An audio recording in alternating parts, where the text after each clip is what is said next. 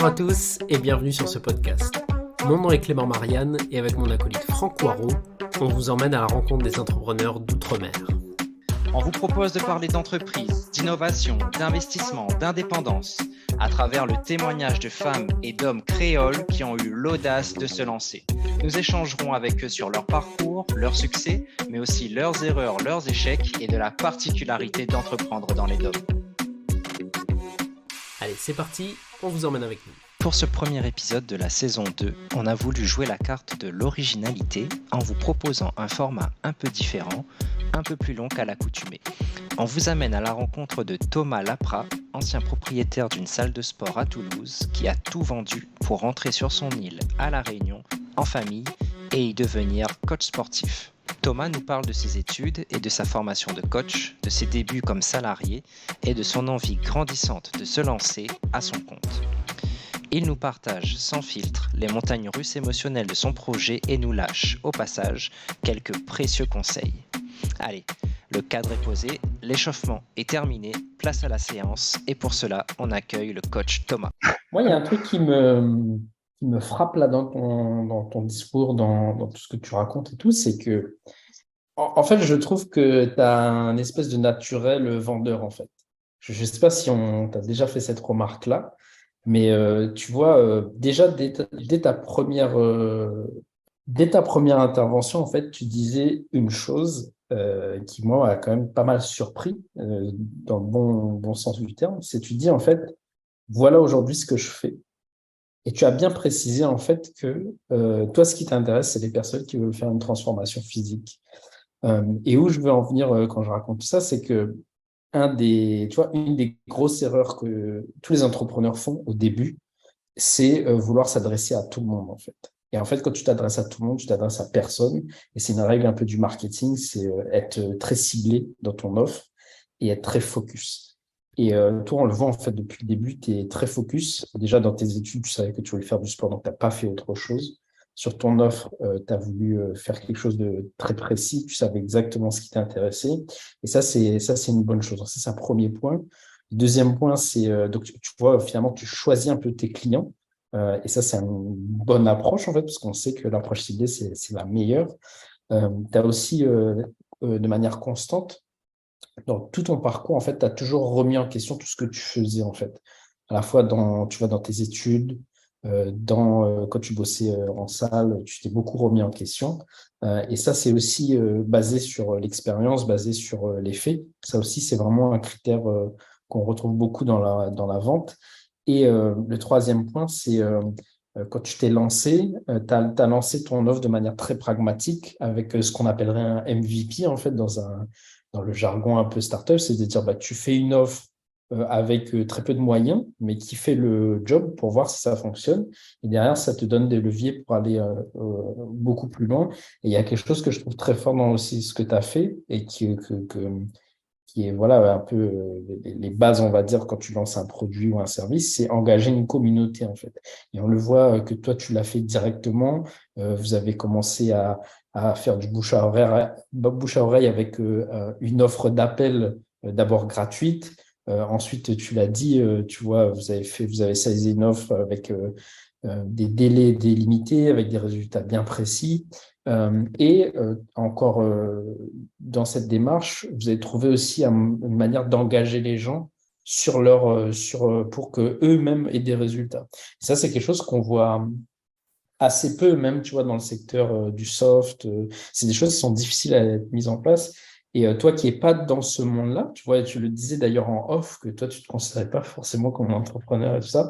Et je trouve que, en fait, dans ta démarche, c'est vraiment la démarche type, tu vois, d'un entrepreneur, mais là, dans le monde du sport. Du coup, j'en viens à ma question, c'est tout ça, est-ce que ça a été réfléchi en amont? Est-ce que tu vois, tous ces points-là, comment tu en es arrivé à dire, bon, bah, OK, on va vraiment se focaliser sur quelque chose, on va faire, tu vois, on va tester l'offre, on va engager une communauté, on va demander des chèques de caution. Comment, tu vois, tu en es arrivé à mettre tous ces points-là en place qui font que, à mon avis aussi, c'est ce qui a drivé le succès aussi derrière, quoi.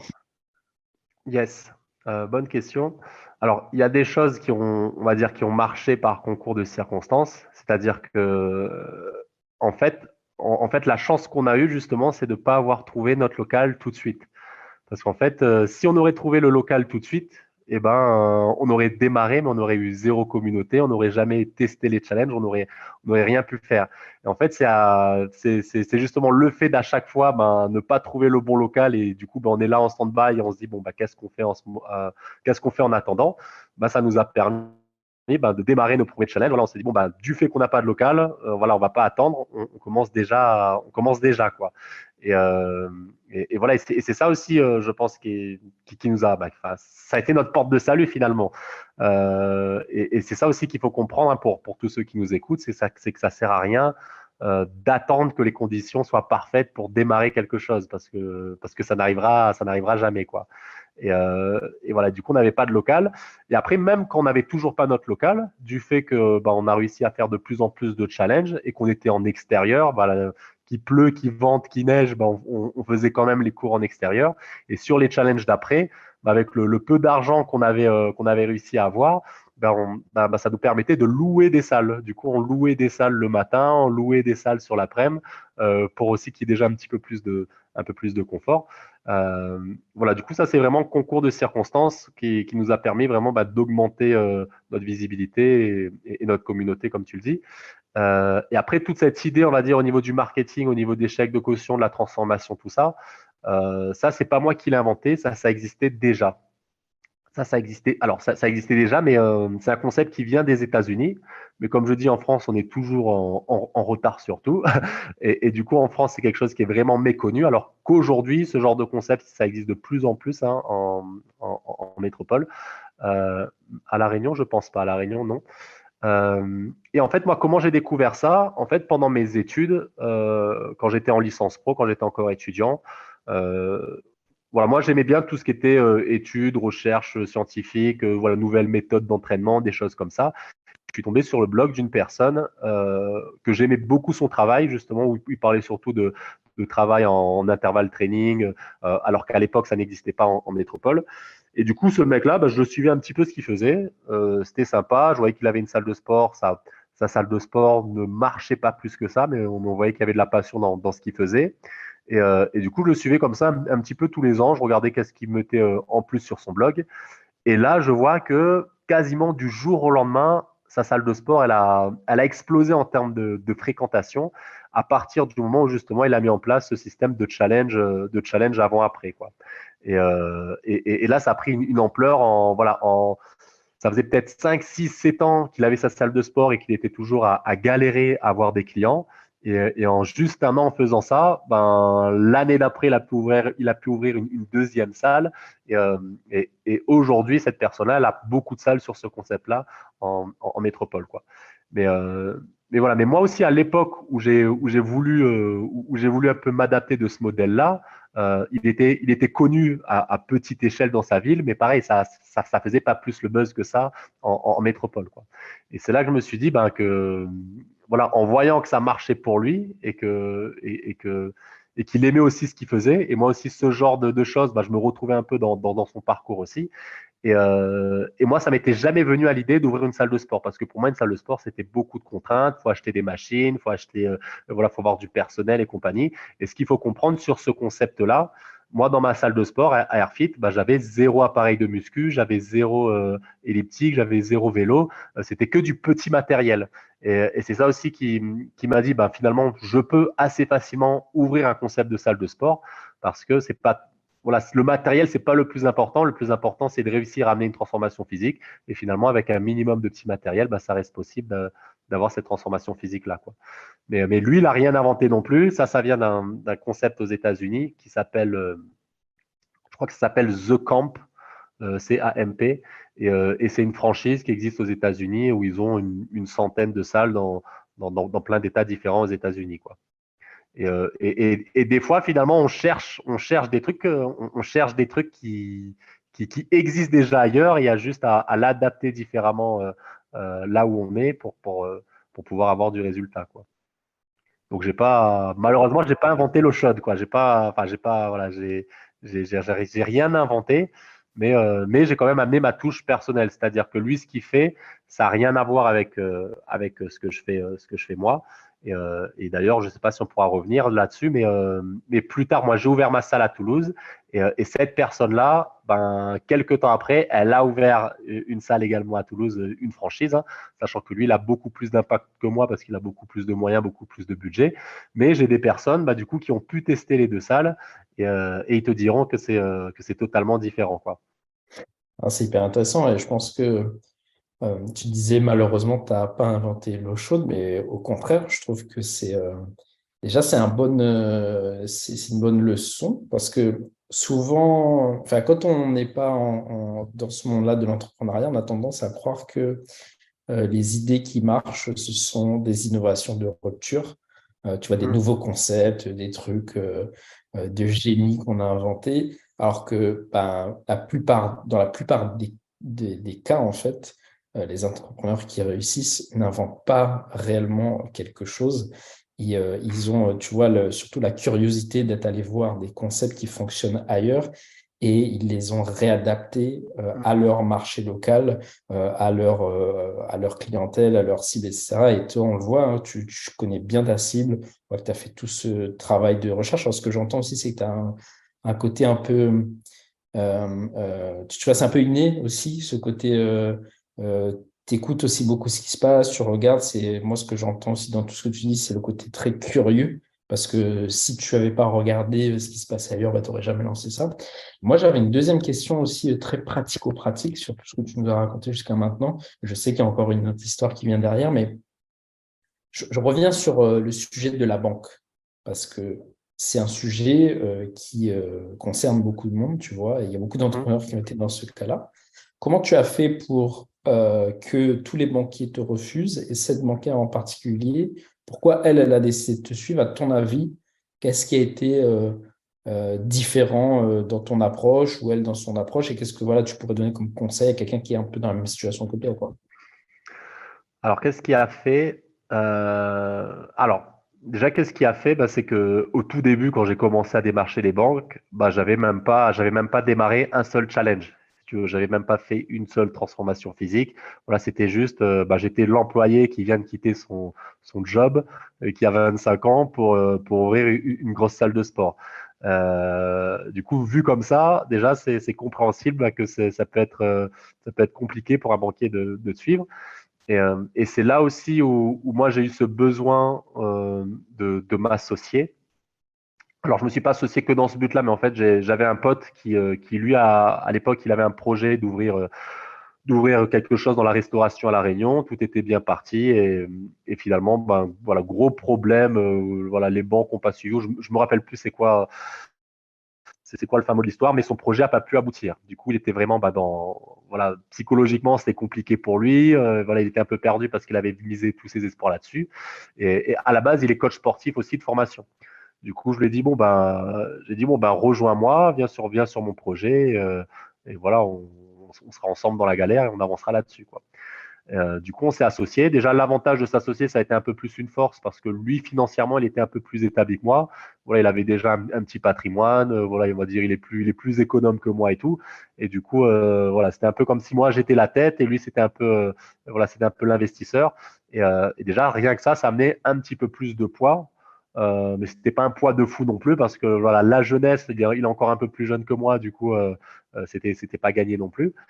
Mais voilà, mon arrivée a montré qu'on était une équipe complémentaire et aussi le fait d'être deux, ça rassure aussi dans le sens où tu te dis, voilà, si tu as tout un projet qui repose sur les épaules d'une seule personne, il suffit qu'il lui arrive un pépin, un perso ou quoi, tout peut s'effondrer, tout peut s'effondrer. Alors que quand on est deux, voilà, on sent que l'équipe est quand même un peu plus solide, quoi. Euh, et après, qu'est-ce qui a fait? C'est que nos challenges, ça a vraiment pris de plus en plus à tel point que il me semble que j'ai réussi à avoir un article voilà, un petit magazine ou un petit journal, un petit truc comme ça. Voilà, c'est pas grand-chose, mais déjà, c'était un article d'autorité qui montrait que, voilà, que j'arrivais bien à faire perdre du poids, que ça mettait en confiance, voilà, qu'il y avait du résultat. Et du coup, ça a mis aussi en confiance les banques qui voyaient bien que professionnellement, en tout cas, que j'étais compétent. Et du coup, ils ne pouvaient pas vraiment nier la compétence que j'ai à amener du résultat à ces personnes-là, quoi. Après, c'était juste une question de croyance. Et est-ce que tu crois en mon projet ou est-ce que tu n'y crois pas, quoi. Et, euh, et après, je pense que voilà, c'est cette nana-là, le feeling, il est bien. Voilà, il y a eu un bon feeling finalement, mais il n'y a pas eu une vraie, il n'y a pas eu une vraie raison qui a fait que, enfin, je sais pas. Voilà, c'est vraiment le fait que j'ai pu faire beaucoup de challenges. Voilà, sur une année, j'ai dû faire 7-8 challenges et qu'à chaque fois, j'avais de plus en plus de monde. Et que même sur les derniers challenges, j'avais même des promesses d'abonnement, quoi. J'avais des gens qui me disaient, bon, ben voilà, si tu ouvres ta salle, c'est sûr que je viens m'inscrire chez toi, quoi. Chose qu'il n'y avait pas au tout début. Trop cool, très clair. Et c'est important ce que tu dis. Moi, j'avais ces discussions-là il y a quelques mois, justement, avec des gens qui connaissent, tu vois, le monde des banquiers et qui donnaient quelques conseils, justement, pour s'adresser aux banquiers quand tu es entrepreneur. Et j'entendais la chose suivante qui me paraissait vraiment importante de rappeler, c'est un banquier, c'est un être humain comme tout le monde, en fait. Il a son job, il a ses objectifs. Et il faut juste savoir lui parler avec les critères qui sont les siens. Mais garder en tête que le banquier, il va décider, c'est aussi un être humain qui décide, et donc il faut le convaincre et l'emmener dans ton projet, même si parfois tu n'as pas tout à fait le dossier idéal avec les finances comme il faut, etc., mais lui apporter des preuves, et c'est ce que tu dis, hein, tu dis, bah, finalement, toi, tu es venu avec une histoire, avec des preuves très concrètes, et on retrouve encore là ton talent un peu de vendeur inné, le fait de dire, bah, OK, j'ai fait des choses, voilà la démonstration par l'exemple, et potentiellement, bah, si tu crois en mon projet, bah, voilà ce que ça va vous rapporter, parce que le banquier, il est aussi là pour bah, faire du chiffre pour la banque, etc. Et en fait, des fois, on a un peu tendance à sacraliser ce rôle du banquier et se dire il y a une telle distance entre une personne lambda et un banquier, alors que bah, finalement, non, on est tous chacun dans son rôle. Il faut juste parler au banquier avec les arguments qui, lui, vont le convaincre. Ouais, je vais dans le sens de Clément, hein. Merci Thomas pour toutes ces informations. C'est un parcours vraiment riche. Avec Clément, on se disait que en te recevant et en t'invitant dans le podcast, ça allait être intéressant de voir un peu tous les parallèles qu'il y aurait pu y avoir entre le business et le sport. Et j'avoue, je ne m'attendais pas à finalement de tels… Enfin, je veux dire, ton parcours, quand on le regarde avec un œil entrepreneur, j'ai envie de dire que tous les porteurs de projets, toutes les personnes qui ont envie de lancer un projet, une entreprise, devraient prendre exemple sur toi et sur ta démarche. Et depuis le début, en fait, tu nous lâches un peu des pépites qui sont un peu des consignes clés ou des conseils clés dans l'entrepreneuriat. Par exemple, il y a des choses que j'ai notées. Tu vois, quand tu arrives en tant que coach salarié dans cette première salle où tu dis que tu es tout maigre, tu as le bras cassé, bah forcément, les gens ne te font pas confiance. Tu vois, ça, c'est l'idée finalement d'incarner son business. Tu vois, à quel point je suis en cohérence avec ce que je propose, à quel point je suis aligné. Et là, on est sur un alignement physique qui se voit, mais quand on est dans d'autres prestations de services ou d'autres business, il y a cet alignement sur les valeurs, sur la mission, et c'est des questions qui sont hyper importantes. Tu disais aussi, ce qui te dérangeait, c'est que finalement, les gens venaient acheter un abonnement, et toi, tu aurais préféré que les gens viennent acheter des résultats. Donc là aussi, on est dans la notion d'apporter de la valeur, et finalement, les gens veulent pas une solution, les gens veulent une réponse à un problème. Et ce que j'ai beaucoup aimé aussi, bien sûr, c'est ce challenge, hein, c'est de dire on est engagés tous les deux, on se rencontre à mi-chemin, il y a ce chèque de caution là qui est un peu, le symbole. Je suis tellement sûr que ma méthode fonctionne que voilà, je suis prêt à mettre ça en jeu, etc. C'est vraiment vraiment bien. Et puis tu terminais là avec cette notion d'équipe, une équipe complémentaire quand on se lance dans le projet. Et puis, il y a le mot d'autorité qui est sorti. Donc, vraiment des choses très complètes. Et on n'est pas encore arrivé à la fin de ton parcours. Donc, c'est un chemin comme ça de montagne russe, hein, entre je vais faire ça, finalement, ça se fait pas, je vais faire différemment, ça se fait pas, je vais faire différemment. Jusqu'à donc l'ouverture de cette fameuse salle à Toulouse en décembre 2018. Et donc 2018, 2019, et on arrive en 2020 avec le fameux Covid. Donc raconte-nous comment ça s'est passé pour toi. Yes.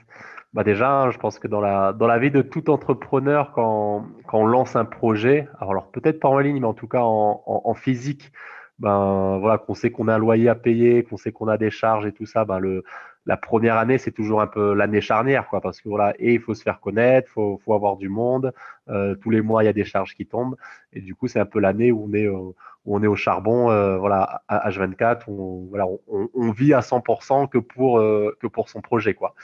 Et ça a été le cas toute l'année 2019, parce que j'ai ouvert en 2018, mais c'était vraiment décembre 2018, donc on peut vraiment considérer que j'ai ouvert en 2019. Donc l'année 2019, voilà, très chargée, très dur physiquement, même personnellement, parce que ma compagne aussi, elle était aussi dans la salle et qu'elle m'aidait beaucoup. Avec en plus, moi je venais tout juste d'avoir ma fille, donc vite papa aussi. On sait, pour ceux qui sont papa, maman, les nuits, les premières nuits pendant la première année, c'est quelque chose aussi. Du coup, très compliqué, mais on voyait quand même que voilà, on avait du résultat avec nos clients, tout le monde était content, on n'avait que des bons retours, il y avait une bonne voilà, une bonne convivialité dans la salle. Et petit à petit, le nombre d'abonnés augmentait. Et du coup, vraiment fin 2019, début 2020, janvier, février, on sentait que la salle prenait un autre tournant, quoi. Que ça y est, on est un peu plus tranquille, on n'a pas à checker combien il reste sur le compte pour voir si ce mois c'est bon pour payer le loyer à temps, tout ça. Voilà, tout commençait à être bien. On commençait à déléguer un peu plus, on prenait des stagiaires et on commençait vraiment à avoir une vraie vie dans le sens où on pouvait avoir une vie perso, une vie pro et on commençait à se projeter pour plus tard. Tu vois, on voyait d'autres projets, on pouvait commencer à visualiser d'autres choses là où avant c'était pas possible, où c'était vraiment tout au jour le jour, il fallait assurer la mission du jour, quoi. Ouais. Et sur cette période-là, on arrive, je crois que c'est mars 2020, Covid. Au début, on comprend pas trop ce que c'est. On se dit, non, c'est encore loin, c'est en Italie, c'est pas bien grave, c'est une petite grippette et compagnie. Et jusqu'à ce qu'on apprenne que ça implique confinement complet et fermeture de tous les commerces, de toutes les salles de sport et tout ça. Et, euh, et voilà, quoi. Du coup, on ferme le rideau et c'est beaucoup de questions parce qu'à ce moment-là, on ne sait pas du tout combien de temps ça va durer, qu'est-ce que cela ça implique. Et donc, fermeture, donc compliqué psychologiquement parce qu'à cette période-là aussi, il me semble que. Alors, je ne sais plus comment ça s'est passé au niveau des aides de l'État. Alors, déjà, au niveau des aides de l'État, il n'y avait pas grand-chose. Le premier confinement, il a duré 3 mois, c'est ça? Ouais, le premier confinement, il a duré 3 mois. Donc fermeture pendant 3 mois. Donc nous, ce qu'on a fait pour notre salle de sport, l'idée c'était de continuer à maintenir du service le plus possible pour nos adhérents. C'était pas de se dire la salle est fermée et c'est fermé et démerdez-vous. Là où c'était le cas pour beaucoup de salles de sport, comme les Basic Fit, les Fitness Park, voilà, les salles low cost finalement, ils pouvaient pas assurer du service. Et du coup, nous, ce qu'on faisait à la maison, on proposait des cours en visio pour nos adhérents.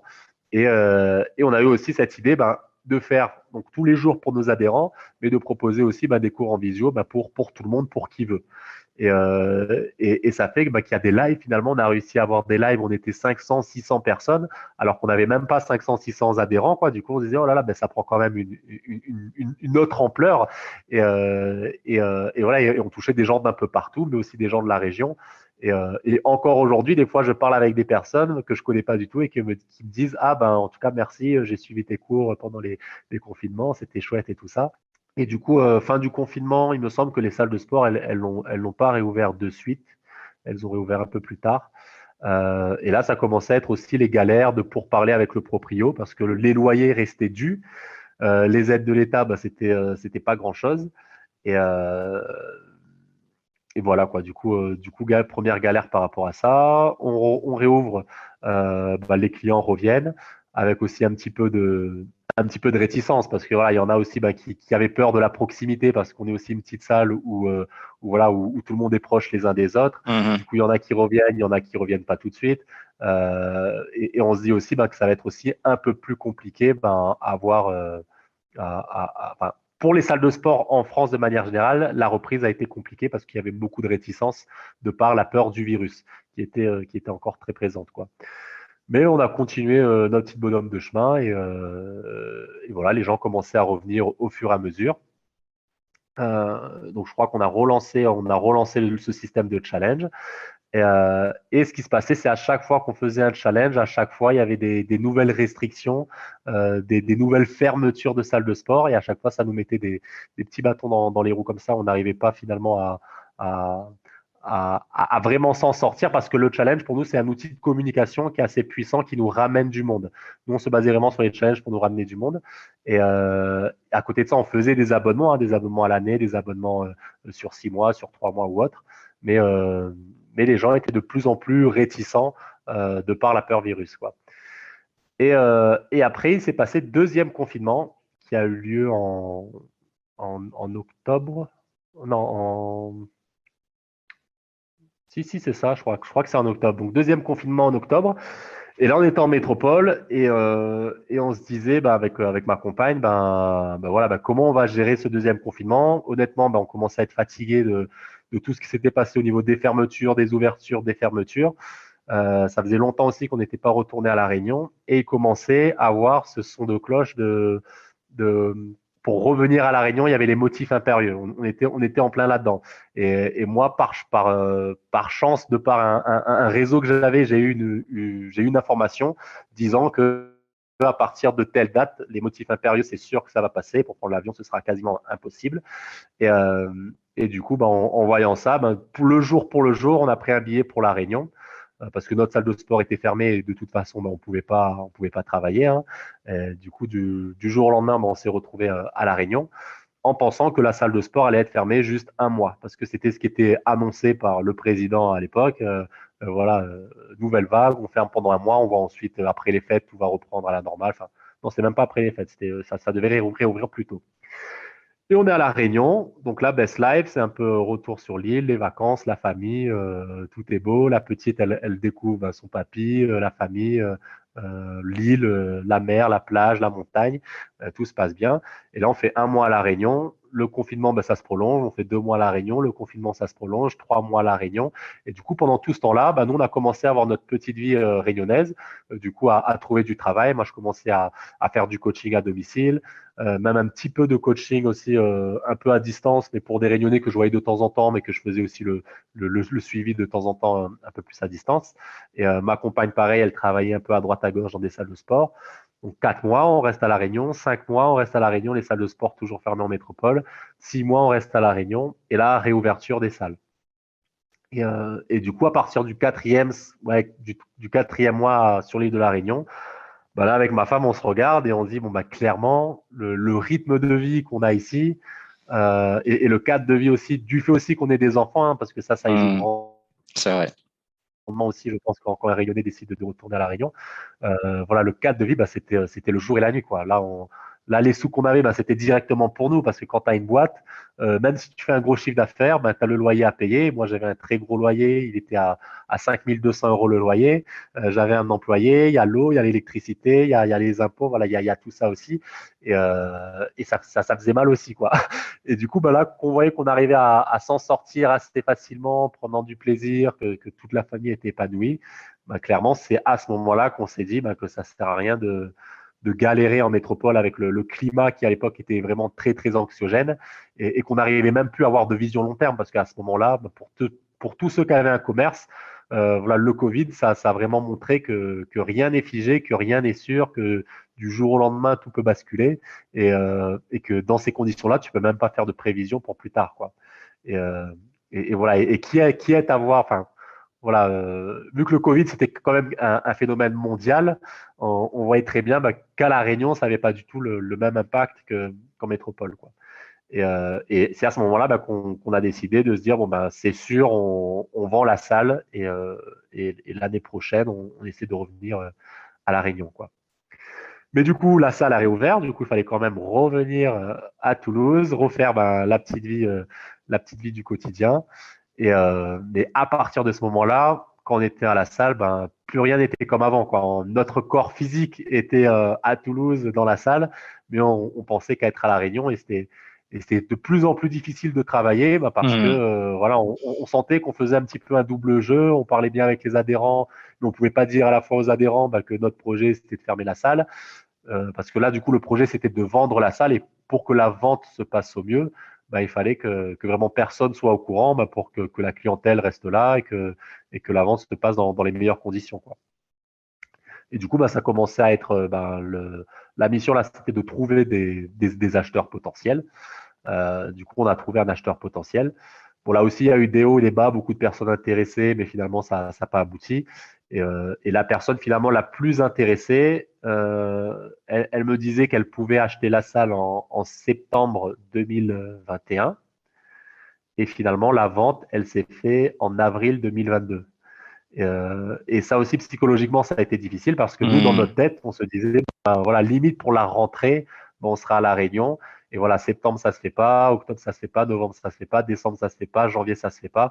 Et moi, j'étais arrivé à un stade où j'arrivais même plus à aller à la salle de sport pour parler à mes adhérents, à refaire des réabonnements parce que je ne voyais pas réabonner quelqu'un, alors que ça se trouve, dans 2 semaines, je suis même plus là, quoi. Et je pense que j'étais vraiment un peu dans une petite dépression où je me sentais pas aligné dans le sens où je pouvais pas faire mon travail pleinement parce que je savais que pour moi c'était même plus ma salle déjà, quoi. C'était même plus ma salle et j'avais même plus envie d'être au contact avec cet environnement là, quoi.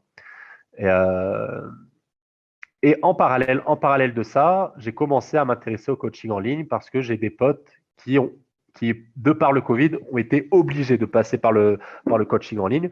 Parce que comme eux, ils étaient indépendants, qui travaillent dans des salles, les salles fermées, ils se sont retrouvés sans argent, sans rien du tout.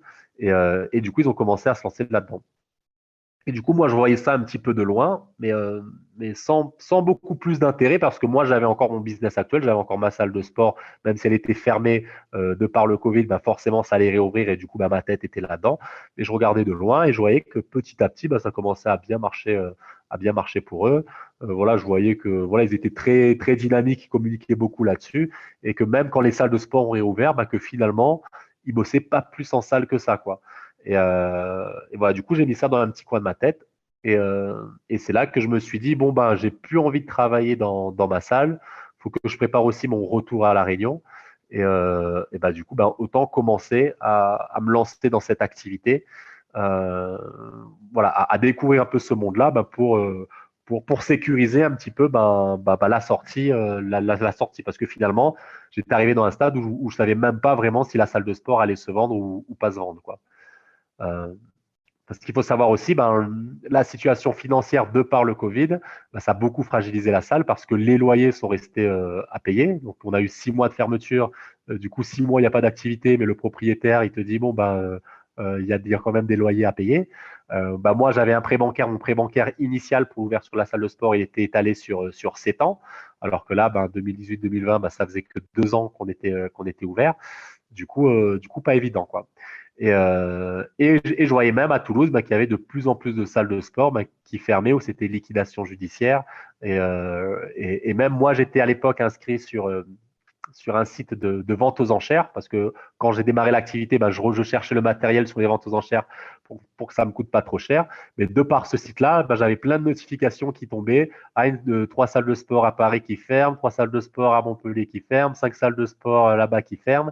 Et du coup, plus les mois passaient et moi aussi, moi j'étais investi dans ma salle de sport parce que j'étais même plus dans cette démarche de me dire j'augmente ma clientèle, je fais de la communication parce que normalement ça devait déjà être vendu, quoi. Euh, et tout ça pour dire quoi, voilà. Et voilà, du coup, la vente, elle se retardait tellement. Après, c'était des problèmes financiers pour le repreneur où il a eu du mal avec les prêts bancaires, alors qu'au départ, il me disait que tout allait bien se passer. Voilà, mais du coup, il a eu des problèmes de son côté, que c'est ça qui a fait que ça rallongeait la vente. Mais c'était trop tard pour changer d'acheteur parce que le temps que je change d'acheteur, que je refasse tous les démarches, les papiers, l'analyse, tout ça allait prendre beaucoup trop de temps. Mais finalement, j'étais arrivé à un stade où je me suis dit, bon, tu sais quoi, parce que ça me prenait tellement la tête psychologiquement, émotionnellement, je me suis dit, je suis OK de fermer ma salle là, du jour au lendemain et de retourner à La Réunion. Parce que pour moi, ce qui comptait le plus, c'était même pas de récupérer des sous de ma salle, c'était vraiment de changer de vie, de retourner à La Réunion parce que c'était vraiment ça le projet familial. Et je savais que c'était ça qu'il me fallait pour mon avenir, quoi. Et du coup, j'étais arrivé à ce point où vendu, pas vendu, je m'en fous. Ça m'empêchera pas de revenir à La Réunion et de refaire une seconde petite vie, quoi. Et à partir du moment où j'ai eu cette mentalité-là, ben vraiment, j'étais bien, quoi. J'étais en paix, voilà. Et voilà, ça a été le début d'une nouvelle renaissance. Et là, j'ai pu commencer aussi à mettre un peu plus mon nez dans le coaching, dans les coachings à distance. Et, euh, et voilà, du coup, j'ai commencé en parallèle le coaching à distance, là aussi un peu au culot. Donc, j'avais posé 2-3 questions à mes potes pour savoir comment ça se passait, comment ils fonctionnaient, voilà, pour tout ce qui est partie un peu pratique, théorique et tout ça, voir aussi combien ils facturaient. Et, mais je repoussais toujours un petit peu ce moment. Je repoussais un petit peu toujours ce moment parce que comme je savais que ça allait se vendre, je disais, bon, quand ce sera vendu, là, je vais me lancer. Quand ça va se vendre, je vais me lancer. Et finalement, ça a pris tellement de temps que je me suis dit, bon, Thomas, arrête d'attendre, vas-y, lance-toi dans le coaching à distance. Et ce qui est important dans mon histoire de coaching à distance, c'est que la première personne que j'ai eu à coacher, maintenant je peux en parler parce qu'il en a parlé, cette personne-là. Donc c'est une personne qui est un petit peu connue, hein, c'est un humoriste. C'est un humoriste. Et comment ça s'est passé? Moi, j'avais déjà cette envie de me lancer dans le coaching en ligne et j'écoutais la radio tous les matins. J'écoutais une radio de rap en déposant ma petite fille à l'école.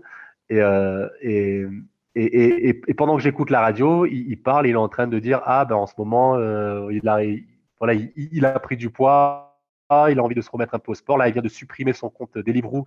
Voilà, c'est comme Uber Eats, si vous ne connaissez pas Deliveroo, parce qu'il commande beaucoup trop là-dessus et que ça lui coûte beaucoup de sous et que ça lui fait perdre de l'argent, ça lui fait mal manger, tout ça.